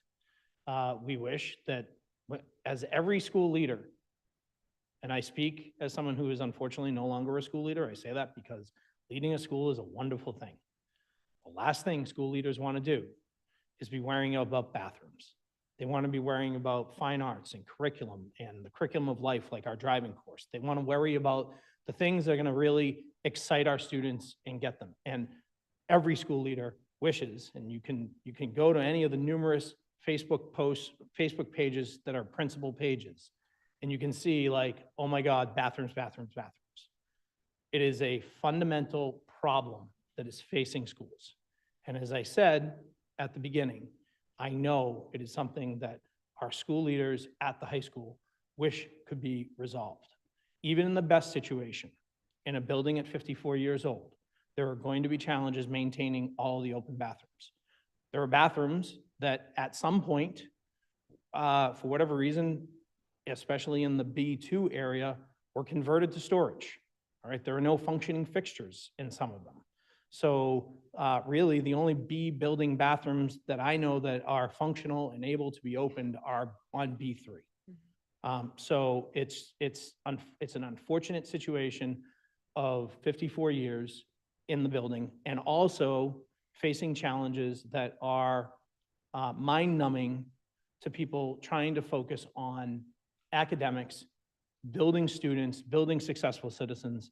And I apologize if that's soapbox-ish, but I know that our school leadership would rather focus on improving academic outcomes, improving, building a better school and a better community for the greater good of Medford, but bathrooms is at the forefront. Member Graham? Thank you. Can we make sure that all the people involved who might be responsible for holding a key or fielding a question have clear talking points about how to describe what bathrooms are open at any given time? Like, it seems to me like, I'll call it a training issue. I don't think that's exactly the right word, but there's a communication issue being perpetuated that sounds very legitimate and fixable. If we can make sure that we have some conversation with those key staff so that they know what's happening day to day, first of all, and second of all, if they are supposed to have a key, that they have a key. I know we have heard lots of things about the rekeying of our buildings from a security standpoint, and I hope that's not what's being sort of perpetuated here, but I just want to make sure that the people who can provide access to students for the bathrooms in that central space know that, that they are allowed to do that. Yes, so the key is only needed to be asked, but in the main foyer area, I will make sure that he continues to have the key. My understanding is that he does have the key, and that is the only place that a student needs to ask for a key just because of the location. Secondly, the administrative assistants do know which bathrooms are open on a consistent basis. I think the confusion sometimes is when a bathroom is closed, and what we have started to do is either myself or one of the APs, if a bathroom is closed for repairs, we send an email to the students. We're trying to do that so that the students know, so that they're not walking there and then seeing the sign. That has taken a little bit of coordination to do, but that is something that I have asked my assistant principals to do, is to, if there is a bathroom closed, please email. I think we just need to make sure that the administrative assistants are aware of that as well. And I think that that probably hasn't been communicated directly to them when there is a bathroom closed for repairs. Yeah, I think for sure they are some of the most helpful people in your building, and I'm sure they're not wanting to not be helpful, right? So I think we just need to make sure we're giving them the information that they need to be helpful when students are asking them, whether it's the main office or the AP's office or the guidance office. Like, all of those places are places that I could see students actively going to say, where do I go, right? So that I think is really important as well. So if you could handle that communication piece, I think that would help. Yes. I'm excited to hear that you have a plan to open bathrooms on the CTE side of the building, because that is actually the longest walk you could imagine in the building if you have to go from there to all the way to C. And I'm finally like learning the building, so I'm really proud of myself. But I don't always get lost. It's like half the time I get lost now. But I would also like to make a motion to approve the proposal to use the capital funds for the Halo vape dispensers, the grout cleaning machine, and the cameras. Motion for approval by Member Graham, seconded by Member Olopade. All those in favor? Aye. All those opposed, motion passes. And then I would also like to make a motion that you all put forward for consideration in the supplemental budget what the staffing complement would look like, so that that can be an option we consider in the supplemental budget come the first meeting of January. And before the roll's called, I'm assuming too that we're not dependent on these only 4 vape sensors, and even if the bathrooms aren't fully monitored full-time, that there's a schedule of who goes and checks what bathroom when. I mean, are there sporadic checks on the bathrooms to make sure there's not 3, 4, 5 kids in a stall? Yes, so we consistently have security monitors that are zoned by all of the Great. bathrooms, but also the floor, because we can't have the hallways not monitored as well. So they have a zone that they need to basically circle throughout the day. We do change it up because if not, that would be very boring on them. So there's different zones at different times of the day, as well as all of my assistant principals, as well as myself. I did about 5 bathroom checks today. Anytime we walk by a bathroom, we go in to check it, even if we're going to a meeting or an observation or so forth. We are trying as hard as we can. The cameras and making sure that all the cameras are working properly and that we have the correct angles will be so incredibly helpful, because then we can backtrack and be able to see who was in the bathroom, how many students were in the bathroom. Right now, it's only in some of the bathrooms when we walk in and see it. Okay, thank So you. that motion will be very helpful, is helpful. Member Branley? Just one question on the angle. Is some areas need more video monitors and then others just need the angle changed? I think both. I'm not a camera expert. Neither am I. But I know when I go to see, some of them don't necessarily help and they only view down one hallway and not the other. Okay, so how, hallway, both that hallways. seems, is that, I feel like that's an easy fix, but I'm also 5 feet tall, a little less now, but I'd like, reserve. I any can't further reach them, but comments. like, how does that happen? Like, how can we can that part be something that's fixed that might not even cost money? We can, but I'd really reserve any further comments on cameras and. Yeah, no, other- appreciate that too.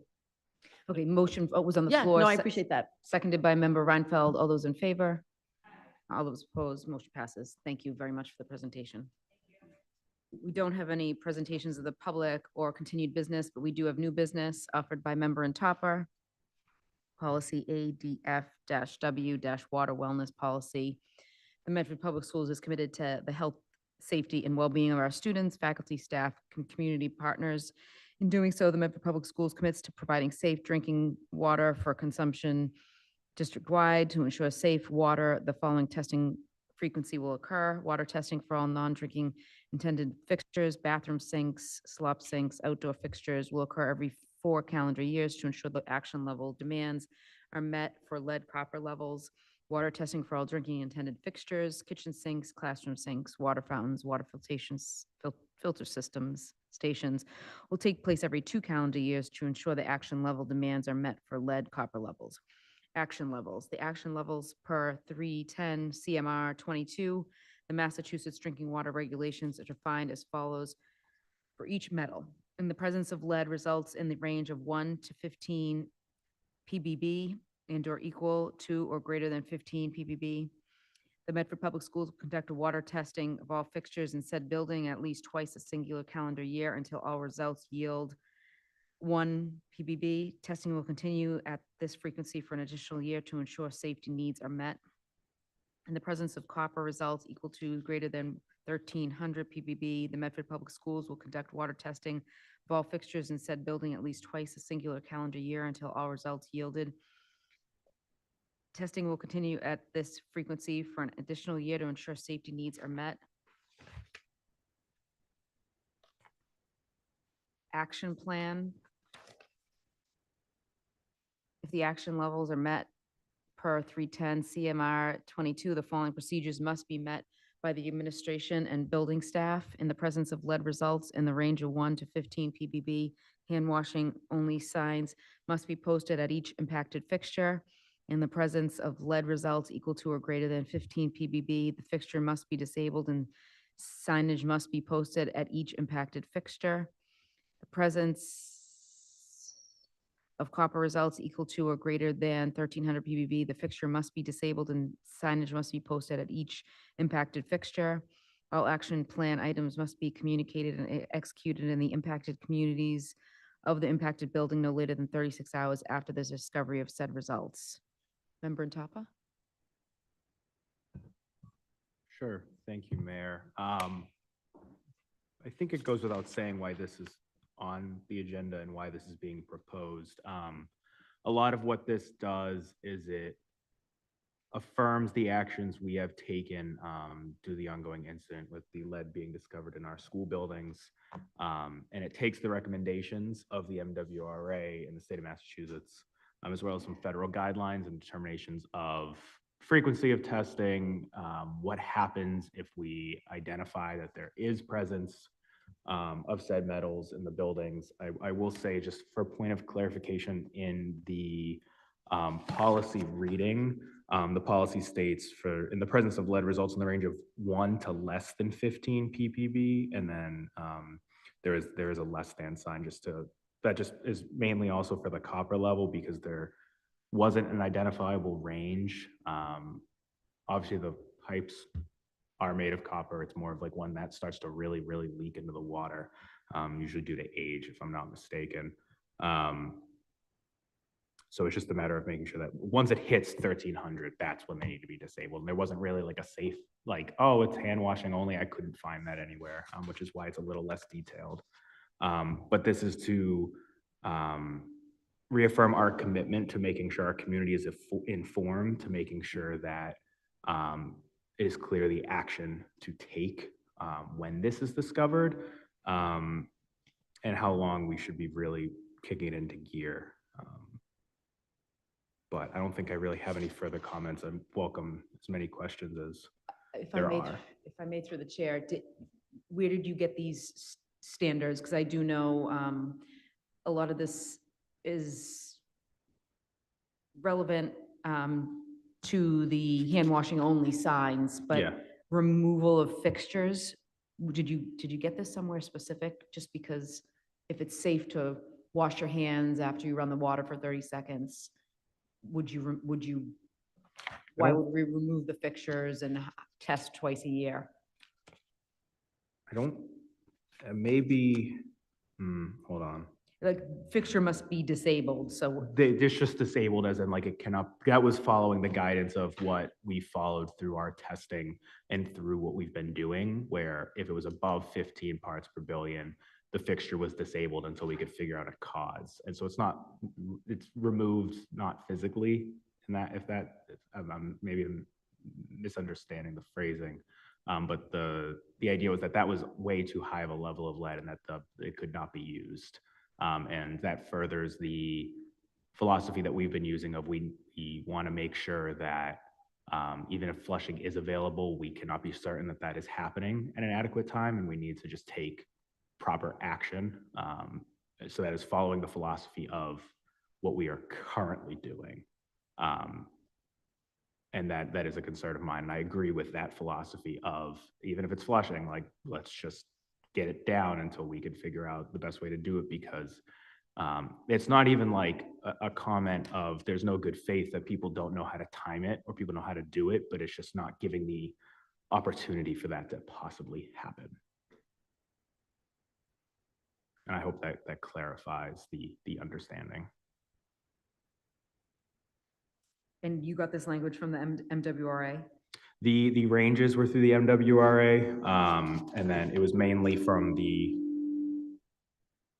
to reaffirm the ranges with the MWRA, as well as, so according to the 310 CMR2, the Massachusetts Drinking Water Regulations, as well as what we have been doing with the recommendation from UMass Amherst and Mass DEP. Member Rousseau?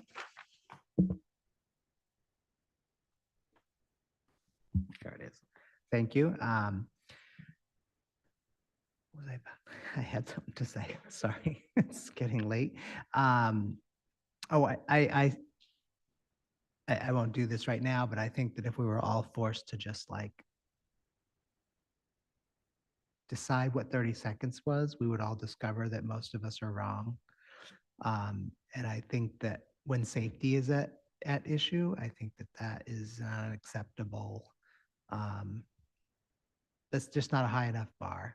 Just flush it for 30 seconds doesn't, I mean, there's not a giant clock in front of every sink with a second hand going. So you know what 30 seconds is. You go to the dentist, they do all these things that have timers everywhere. Why? Because nobody knows exactly what 30 seconds is or 90 seconds. So I agree that we should not be relying on that flush recommendation. I'd like to make a motion to approve the first reading.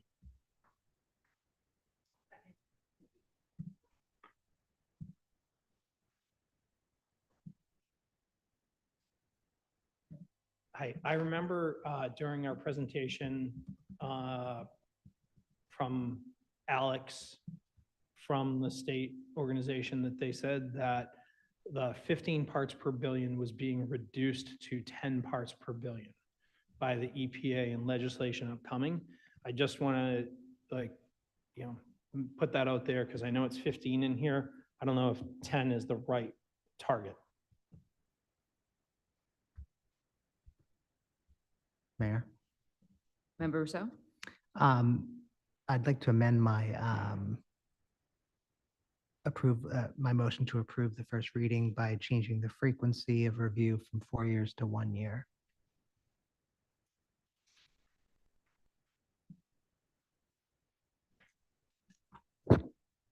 Assuming it's okay with Member Todd.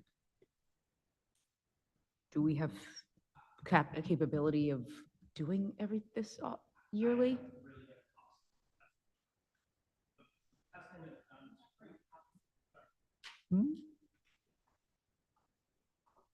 Yes. Yes. Sorry, I just, to clarify, I was just changing the frequency of policy review. That's all.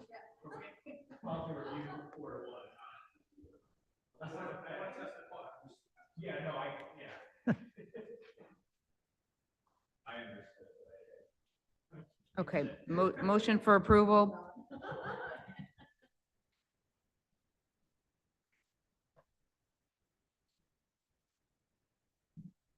Motion for approval.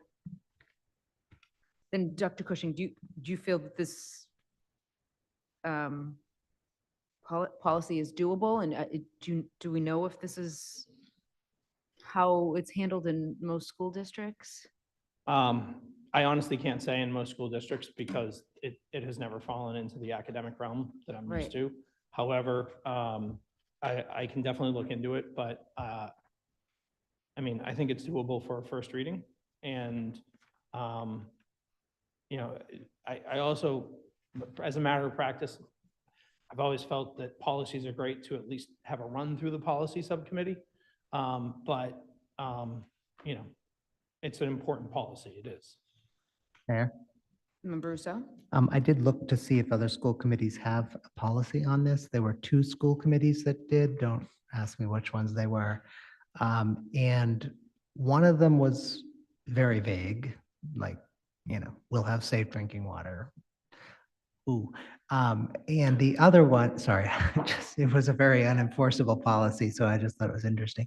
But the other one was actually far more restrictive. It was like every year, every fixture.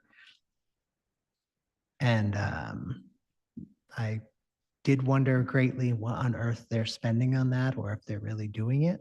But I didn't spend more time on it than that. But so there were only 2 of all of the 349 communities in the school committee manual in Massachusetts that even had anything. So my guess is most just assume that this is being handled already by the Department of Public Works or Board of Health or something, but we did that as well. So that's why I support this. Thank you. Member Ntapa?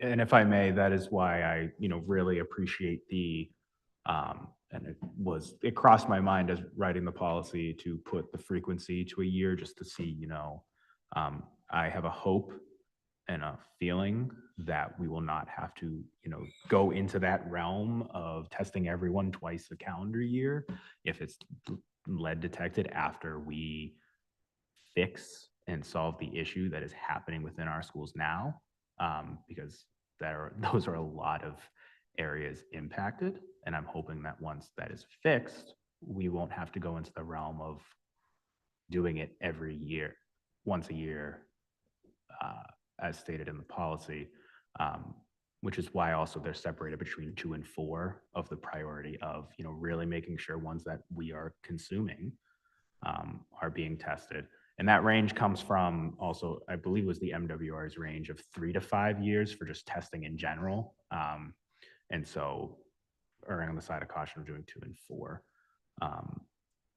So I appreciate that, because again, if we find that we do not simply have the people power or the funds to do this at this frequency, we at least know that we've done our part to help fix the issue we have now, and then we can revisit it and figure out what the problem is and how to amend that. Yeah, and I just don't want to set somebody up for failure, whoever has to take this project Oh, on. no, 100%. Because we don't know what the problem is yet. We're looking into it. Right. We ordered new fixtures to see if it is fixtures, so. To me, if I may, Mayor, the part of the policy where it says what the plan is has already been started. So to me, this is the start of that 2-year cycle of we've already done all the testing. So the 2 years if the policy is enacted, we are already within that cycle. So we now have 2 years to retest. That's when that started. And I think that is a comfortable date to start because we did it. We tested them all. We're going to have to keep testing them to make sure that our solutions are permanent solutions, that we didn't just fix a small issue, that we actually got down to the root of the problem. We figured it out. Good. But in my eyes, that 2-year calendar has started. And if we have to push it to be in 2 more years, when it gets like that's when it officially gets, whatever. I don't understand the logistics of that quite yet, but to clarify, that is my thought process with it. So thank you. Member Reinfeld? I would like to know, either at the second reading or as a result of the investigation, just where the responsibility is going to lie for doing that testing, because this most recent round of testing obviously was through the program that we are now no longer eligible for. I mean, we're eligible for the grants to update the drinking stations, but we won't be having the state come in and do this testing to the level that we did. So I don't need it codified, but I would like to know where that responsibility will lie, but I will second the motion to approve the first reading on this. Oh, it was? Okay. All those in favor? All those opposed? Motion passes. Condolences. Members of the Medford School Committee express their sincere condolences to the family of Rita A. Muzaru, former administrative assistant for the Medford Public Schools. Members of the Medford School Committee express their sincere condolences to the family of Mary Margaret Marge McKinton, who was the administrative assistant to the principal of Medford High School for 31 years and also known as the school mom. If we all may rise for a moment of silence, please.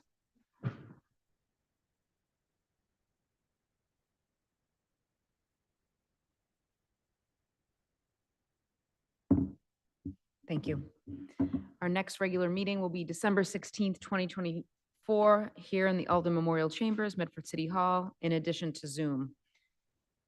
Is there a motion on the floor to adjourn? By Member Brandley,